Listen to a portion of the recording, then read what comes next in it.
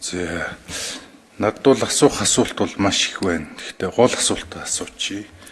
За камержуулалт нийслэл бол одоо мэдээлэл технологийн хөгжил дээр бол бас нэлээд идэвхтэй урагшаа явж байгааг нь бол дурдах ёстой. Гэхдээ за энэ камерууд бол үндэсний аюулгүй байдлын үзэл баримталд нийцээгүй байгаа. За чигүүргийн байгууллага нь зөвлөмж өгсөн, биелүүлдэггүй. За дахиад энэ дид үтсийн төсөл хөтөлбөрүүд дээр мэрэгжлийн яамнасаа зөвлөмж авах хуультай. Тэн дээр бас нэлээд олон санал гомдлууд байдаг. Тэгэхээр цаашаа ухаалаг хот өсөөгүй бид нар ухаалаг хот болж хөгжнө. Тэгэхээр маш их камерыг тавьж байгаа. За өндөр хөгжсөн улсууд бол мэдээллийн аюулгүй байдал дээр маш онцгой анхаардаг. Тэгэхээр яагаад анхаарч байгаа юм бэ гэхээр Монгол улсын нэг эмзэг мэдээллүүдийг алдахгүй гэдэг үзэр. За энэ дээр бол үндсэндээ бол маш аюулгүй байдлын стандарт бол маш ноцтойгоор зөрчигдөөд явж байгаа. Үүн дээр ямар арга хэмжээ цааш тавих вэ? Энэ хоёр зөвлөмжийг зөрчсөн камеруудыг худалдаа авсаар байх уу? Яг бод нөхцөлийг ойлгож л байна л да. За хоёрдугаарт нөгөө түрүүн зол жаргал гишүүнч ирж байна. Монгол гэж байгаа, хотдуулаа гэж байгаа, мани тэгээ одоо UB карт энэ сүүлдээ сошиал платформ хийн гэж байна. За төрийн мэдээлэл, төрийн албаагчд, төрийн шийдвэр гаргагч нарын түвшинд үндэсний нэгдсэн мэдээллийн сүлжээ байхгүй болохоор Viber ашиглаж байгаа асуудал бол үнэн. Гэхдээ энийг хариуцж хийх ёстой газар нь нийслэл мөн үү? Энэ ямар зөвлөмж, ямар санаачлага хизээ гарсан ямар байгууллагын шийдвэрээр энэ явж байгаа юм бэ? Энд бол нийслэлийн чиг үүрэгт хамаарахдаггүй санагдаад байна. За дахиад одоо бид төрийн өмчт компаниудаа цөөлөөд төрийг цомхон бүтээмжтэй болохоор явж идэл. Нөгөө талд нь эргээд төр өөрөө цахим хэлбэрт маш олон хувийн хвшлийн ч юм уу онц шаардлагагүй үйлчлэгнүүдийг хийх гээд байгаа юм шүү. Тэн дээр ялангуяа манай нийслэл Улаанбаатар хот маань манлайлалтай явах гээд байна уу да гэсэн болгоомжлол байна. Тэгэхээр үүний цаана маш олон том худалдаа авалтууд явж байна. Тэгэхээр энэ гурван асуултыг асууя. За нийслэлийн засаг даргын орлогч Амар Төвшин байна. За камерын зөвлөмжүүдийг бид нэр яам болон тагнуулын газраас чиглэлийг аваад танилцуулаад за яам болон тагнуулын газраас тодорхой брендийн за тэр дундаа бол Орос бүгд хятад ард улсад үйлдвэрлэсэн тэнцээ ашиглагддаг сервер болон тийм камеруудыг бол ерөөд бол хоригддог. За тийм бол 3 дахь орны камер болон тийм системүүдийг бол авч ашиглаж ороолоо гэдэг. За бид нар бол тодорхой хэмжээний нөө тендер зарлагтай камерын системд авахтуул дандаа тагнуулын газарт тэрийг хянуулдаг. Тагнуулын газраас ерөөдөө зөвшөөрөөд за энд ийм брэнд их болно, ийм компани их болно. За ийм компани хориотой болохгүй гэдэг тэр зөвлөмжийг авч агаад худалдаа авах бол зарлж. За энэ ажлуудыг бол хийгээд явдаг. За мөн мэдээллийн аюулгүй байдлын асуудлаар гэх юм бол бид нэр хууль зүйн дотоод хэргийн яам за болон мөн тагнуулын газарт яг энэ дээр нь ажилладаг. За энэ дээр ганц камержуулт гэхгүйгээр тагнуулын газартаа бид нөгөө нүүрснийхээ асуудал дээр ч гэсэн бол тесттэй хамт хийдэг. За тагнуулын газар яг хэрэгжилж байгаа иргэдээс хэрэгжилж байгаа нүүрсийг шатааж гин үү, тестлж гин үү, үзэж гин үү гэдгийг хүртэл тавьж хаалгадаг байгаа. Тийм болохоор яг энэ хоёр асуудал дээр бол тагнуулын байгууллагатай бараг 7 хоног болон бид нар хамт ингэж ажиллаж явдаг. За сошиал платформ нь бол зөвхөн нийслэлийн хэмжээнд бол бид нар бол одоогийн байдлаар хэрэгжүүлээд за нийслэлс хэрэгжүүлж байгаа ажил за нийслэлс хэрэгжүүлж байгаа энэ бүх мэдээллийг нэгдсэн том шугамар бол хэрэгжүүлье гэдэг юм жаа. За цаад цом харж байгаа юм нь бол одоо бүхлөдөө Америкт сервертэй Америкт байгаа одоо Facebook ч гэдэг юм уу те эдгээр компаниуд нь бид нар одоо мэдээлэлээ цацхын тулд бид нар жил болгон хэдэн зуун сая долларыг бол зарцуулдаг гэдэг бол манай Монголын зах зээлээс бол гараад Америкийн зах зээл рүү энэ бол ордог мөн. За энэ мөнгийг ерөнхийдөө бид нар нийслэлтэй Монгол улстай эргэлдүүлэх энэ том зорилгыг бол тавьж энэ платформыг бол яг энэ Facebook-тай адилхан хэрэглэдэг ийм платформыг бол оруулж хэрэглэе гэж байгаа. За энэ бол зөвхөн яг одоогийн байдлаар нийслэлээр нийслэлийн иргэдэд зориулагдсан платформ бол байгаа. Тэрнээс хөдөө орон нутгийнхан бол яг энэ дээр бол хэрэгжилт ороогүй явж байгаа.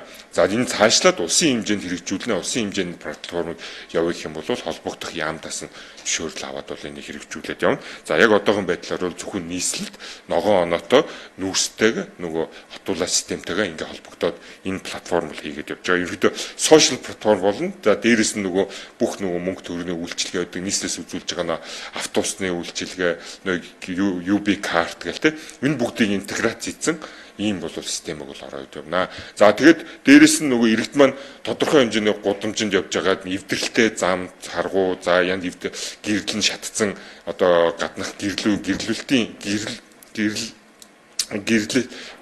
систем байгаа шүү дээ. За ингэх юм бол зүгээр шууд зургийг аваад тэр одоо энэ хотуулаа платформ дээр бол тавьчихна. Тэгэх юм бол тэр өөрөө локейшнтэй учраас тэр газар нь болоод энэ мэдээллийг шууд ингэж хурдан явдаг, солилцдог ийм систем бол оруулж байгаа. Тэгвэл одоо яах юм бол тухайн хэсгийн ахлагч нь мэдээлэлээ цуглуулад хорон дээрээ нэгтгэдэг. Нэгтгсэн мэдээг цаашаа дүүрэг дээрээ нэгтгэдэг. Дүүрэг дээрээ нэгтгэхэд нийслэлээр хагаад нөгөө засвар, үйлчилгээ, за мөн мейнтенс гэдэг энэ бүх ажлыг бол хийж явдаг. Тийм болохоор доор хаяж хамгийн багадаа бид нар сараас 2 сарын хугацааны дараа нөө засвар үйлчилгээ нь орж явдаг.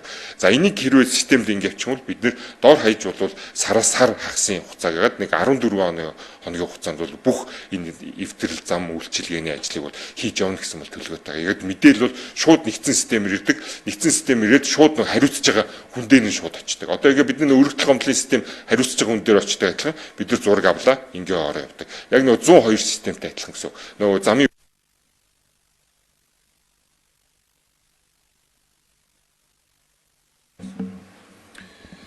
тэгэхээр чиг үүргийн байгууллага болоод нөгөө чиг үүргийн яамны 2 зөвлөмжийн дагуу мэдээллийн технологи дэд үтс шийдлүүд хийх хэрэгтэй. Та өөрөө сая бас дурдж ийн л та. Энэ протоколд үлдэж байгаа болохоор тэгэхээр яг энэ зөвлөмжүүдийг дагаж байгаа юу? Би аль биесээр тодруулахад бол өөр л зүйл яриад илээ. Тэгэхээр үүн дээрээ та яг үнэхээр зөвлөмжөө 2 чиг үүргийн байгууллагын зөвлөмжийг ягшлан биелүүлж дагаж байгаа гэдэг надад тодорхойлтыг эсвэл гаргаж өгөх хэрэгтэй байна. Тэгээ бичгээр болон амаар тэгээ энэ дээр протоколд үлдэж болохоор би болохоор одоо аль газар нь үнэн ярьж байгааг л тодруулах шаардлагатай болж байгаа шиг байна.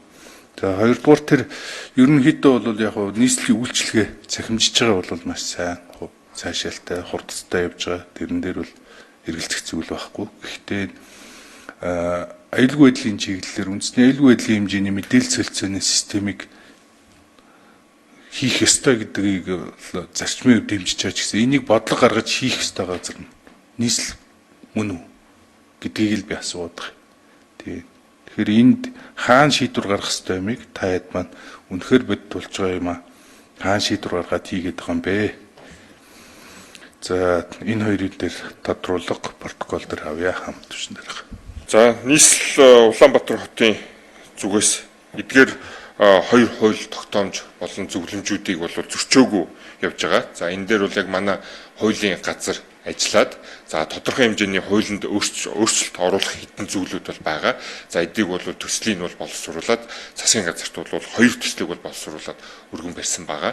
За засгийн газар дээр бол одоо яг засгийн газрын гишүүдээ санал авагдаад явагдана. Тэгээд эх 7 хоногийн засгийн газрын хурлаа зарим асуудлууд нь орох бах. За орсноор бол ингээд их хурлд бол өргөн баригдах баха. За энэ яг нэг хуулийн дээр өөрчлөлтүүд орох ёстой байгаа нэг 6 зүйл байгаа. За энэ зүйлүүдээр бол ороод явах бах. За ингээд засгийн газраас энэ хуулийг бол батлаад явнаа. Кибер аюулгүй байдал, тэгээд үндэсний аюулгүй байдал хоёр дээр. Яг ийм системийг ингээд манай улсад ингээд ашиглах нь зүйтэй гэдэг ерхий зөвлөмжийг бол бас засгийн газраас гаргуулъя гэсэн явж байгаа. Тэгэхгүй бол байнга нэг энтри микрофонд 1 минут. нэг ажлыг гүйцэтгэх болгондоо эсвэл нэг тендер зарлах болгондоо бид нэр яам болон тагнуулын газраас тодорхойлт авдаг.